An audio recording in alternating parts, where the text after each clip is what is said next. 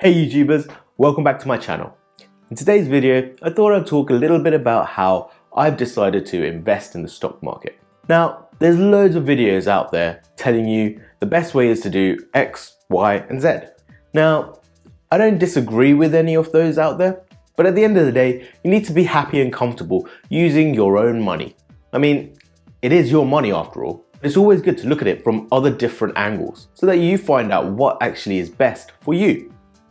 So today I've decided to give you an insight into my investing methods. A full disclaimer, yes, I did use clickbait in order for you to click on this video because unfortunately I don't think you're going to be making $1 to $3 million by the end of this video, but I will tell you about a few people in this world that you could be like if you were able to make between $1 to $3 million by the end of this video. And hopefully some of the things that I actually talk about during this video will help you to get that one step closer to actually achieving that. So while you watch the intro video, why not hit that like button, as it does help the YouTube algorithm to recommend this video to other people.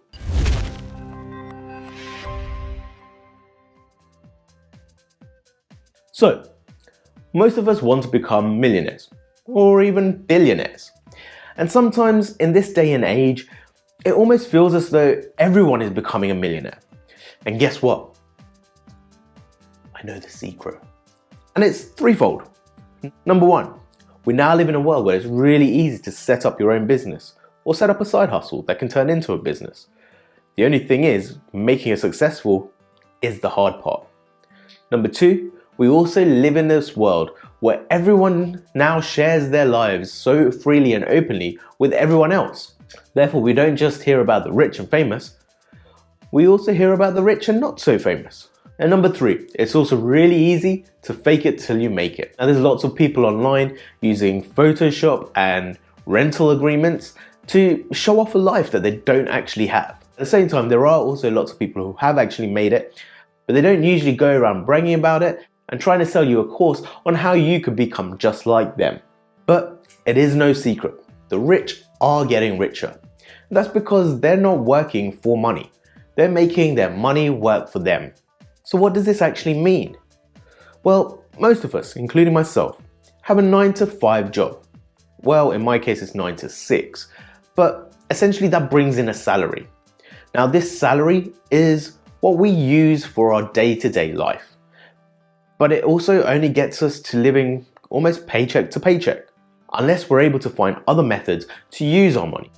Now for the better part of my life, I've been using my money to fund various side hustles, pretty much getting sucked into all those online gurus who have said if you follow this easy process, you can live the life that I live.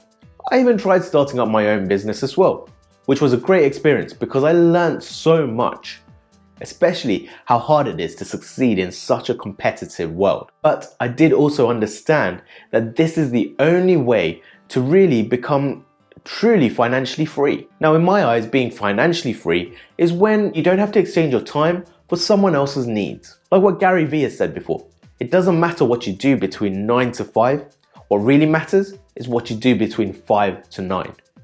Now currently, the hard work that you're doing at your corporate job is essentially paying someone else higher than you a lot more money than what you're actually getting paid. So either you have to work really hard in order to work your way up to the top in the business that you're in order to feel like your money is actually working for you, or you need to set up a side hustle. Now if we look at the richest people in the world since the 1800s, they all owned their own businesses or they had invested in the right companies that grew exponentially due to the current situations in the economy. Now this was from oil to banks to technology to retail and e-commerce. Now this was the main reason why I decided to start looking into investing. Now, as I mention always, I have no financial background. And if you're looking to get advice, I really strongly suggest that you go and find a professional that can give you that advice to help you invest in anything. But nevertheless, I'm going to give you my opinion and let you know the reasons why I invest and how I actually invest. So trading stocks and shares has started to look like a great opportunity for me. Now in my eyes, on a very high level, there are basically two methods of investing. Number one, get rich quick. Now that's basically day trading. Number two, long-term investing.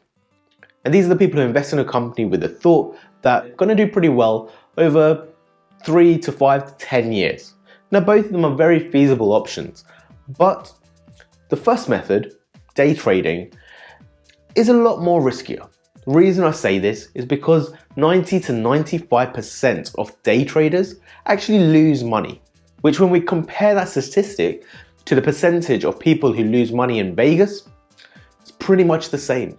This is why I'm sticking to the method that's pretty much made most of the richest people in the world over the last 100 years, and that's long-term investing. Now, Warren Buffett, the oracle of investing, has always recommended anyone who wants to start trading to invest into index funds. At the same time, he's obviously also invested into other companies that pay out dividends as well. Then he used compound interest as well as reinvesting his dividends in order to grow the Berkshire Hathaway portfolio. And then we have the others on the rich list who have invested heavily into their own companies. A lot of them being really lucky or understanding how the economy was going and was able to grow their businesses respectively to the points of which they became the richest people within their own industries. So this is why I invest in 3 different ways. Now obviously I'm not playing with the same amounts of money as those billionaires, but with the little money that I can invest, I'm splitting them into 3 parts. Number 1, into indexes like the FTSE 100 and the S&P 500. Number 2, into dividend companies. And number 3, into companies that I've been following and I feel that they've got a lot of potential to grow in the future. All in all, essentially this helps me diversify my portfolio enough to keep me in the positive. So I made a previous video about indexes and I've put a link to the video up there. I've also touched on dividends before, but essentially dividends are the best form of passive income that I've ever come across. This is because you literally don't have to do anything in order to make your money. So just by investing in a company and becoming a shareholder, that company then gives you a portion of their profits. This is a great form of passive income, but it's definitely no way to get rich quick. When you're picking out your dividend stocks, one of the key things to look at is the dividend yield. This is essentially the percentage return that you will get every year. So for instance, if there was a 4% yield on a company, this would mean that you would get 4 pence for every £1 that you have invested in that company. Now, other key things to look at when investing in a dividend company is to check the ex-dividend date. Now, this is basically the date that you must own the stock in the company in order to get the next dividend payout. Then obviously you need to know the pay date as well, as this is the day that you will actually get paid that dividend. And then also, it's key to understand how frequently that company will pay out that dividend. Now, I'll probably do another video in the future to go into dividends in a bit more detail. And finally, the third method. This just comes down to general research and understanding on how the economy really works. I mean, right now, we can see that e-commerce is booming, as well as green energy. I mean, it's been pretty clear that during this whole market turmoil, companies like Amazon managed to increase their value. At the same time, so did Tesla. They just surpassed Toyota to become the most valuable car company in the whole world. And what's even crazier, both of those companies, Amazon and Tesla, they're showing no signs of stopping even further growth. Now, obviously it's great to have loads of money to invest, but everybody has to start somewhere. And all the billionaires that you see today, they did all start with 0 at some point. Therefore, if you invest smartly and early, there's nothing that's stopping you from becoming the next Warren Buffett, who has managed to be in the top 10 richest people in the world for the last so many years. But if you're able to invest as well as start up a business on the side, there's nothing holding you back from becoming the next Jeff Bezos. Now, I promised you at the beginning of this video that I would tell you who you could be like if you were able to make $1 to $3 million by the end of this video. This is where we need to look at the latest reported value of Warren Buffett and Jeff Bezos. So let's start with Warren Buffett. Currently, from a Google search, I've seen that he's got a net worth of $71.5 billion. Now, if we divide this by 12 in order to find out how much you would have to earn in a month, that comes up to $5,958,000,000 something. Now, if we divide that again by 30 to find out how much you need to make in a day, that brings us to about 198 million something.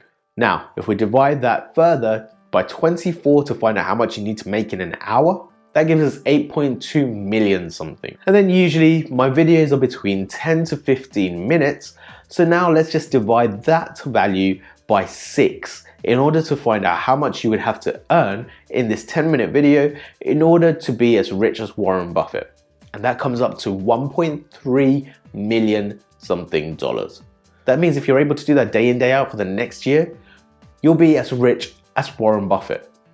It's not really easy.